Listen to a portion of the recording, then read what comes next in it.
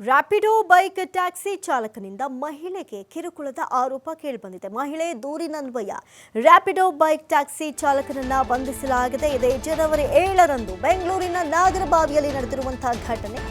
ಪ್ರತಿದಿನ ತಮ್ಮ ಕಚೇರಿಗೆ ಕ್ಯಾಬ್ನಲ್ಲಿ ಮಹಿಳೆಯೋರ್ವರು ತೆರಳುತ್ತಾ ಇದ್ರು. ಟ್ರಾಫಿಕ್ ಇದ್ದ ಕಾರಣ ಬೈಕ್ ಟ್ಯಾಕ್ಸಿ ಬುಕ್ ಮಾಡಿದ್ರು. ಬೈಕ್ನ ಮಧ್ಯಭಾಗದಲ್ಲಿ ಬ್ಯಾಗ್ ಇಟ್ಟಿದ್ದ ಮಹಿಳೆ ಬ್ಯಾಗ್ ಇಟ್ಟಿದ್ರು. ಚಾಲಕ ಹಿಂದೆ ಬರ್ತಾ ಇದ್ದ ಅಂತ ಆಕೆ ಆರೋಪವನ್ನು ಮಾಡಿದ್ದಾಳೆ. ಆಗ ಬೈಕ್ ನಿಲ್ಲಿಸುವಂತೆ ಮಹಿಳೆ ಕೂಗಿಕೊಂಡಿದ್ದಾಳೆ. ಬೈಕ್ ನಿಲ್ಲಿಸಿದಾಗ ಸ್ಥಳದಲ್ಲೇ ಇದ್ದ ಟ್ರಾಫಿಕ್ ಪೊಲೀಸರಿಗೆ ಈ ಸಂಬಂಧ ಮಹಿಳೆ ದೂರು ಕೊಟ್ಟಿದ್ದಾಳೆ. ಬಳಿಕ 112ಗೆ ಕರೆ ಮಾಡಿ ದೂರನ್ನ ಕೊಟ್ಟಿದ್ದಾಳೆ ಮಹಿಳೆ. ರ್ಯಾಪಿಡೋ ಬೈಕ್ ಟ್ಯಾಕ್ಸಿ ಚಾಲಕ ವಿವೇಕ್ನನ್ನ ಈ ಒಂದು ಕಿರುಕುಳದ ಆರೋಪದ ಮೇಲೆ ಬಂಧಿಸಲಾಗಿದೆ. ಎಷ್ಟೋ ಸಾರಿ ಇಂಥದೊಂದು ಪ್ರಕರಣಗಳನ್ನ ನಾವು ಗಮನಿಸಿದಾಗ ಅಲ್ಲಿ ತಪ್ಪು ತದನಂತರದಲ್ಲಿ ಗೊತ್ತಾಗಿರೋದು ಉಂಟು. ಸದ್ಯಕ್ಕೆ ಇಲ್ಲಿ ಏನಾಗಿದೆ ಅನ್ನೋದು ಗೊತ್ತಿಲ್ಲ. ಆದರೆ ಬ್ಯಾಗ್ನ ಇಟ್ಟಿದ್ರು ಕೂಡ ಆತ ಹಿಂದೆ ಬಂದು ಕಿರುಕುಳವನ್ನ ಕೊಡ್ತಾ ಇದ್ದ ಅಂತ ಹೇಳಿ ಸದ್ಯಕ್ಕೆ ಮಹಿಳೆ ಕಂಪ್ಲೇಂಟ್ ಅನ್ನ ದಾಖಲು ಮಾಡಿದ್ರು. ಹೀಗಾಗಿ ಆತನನ್ನ ಬಂಧಿಸಲಾಗಿದೆ.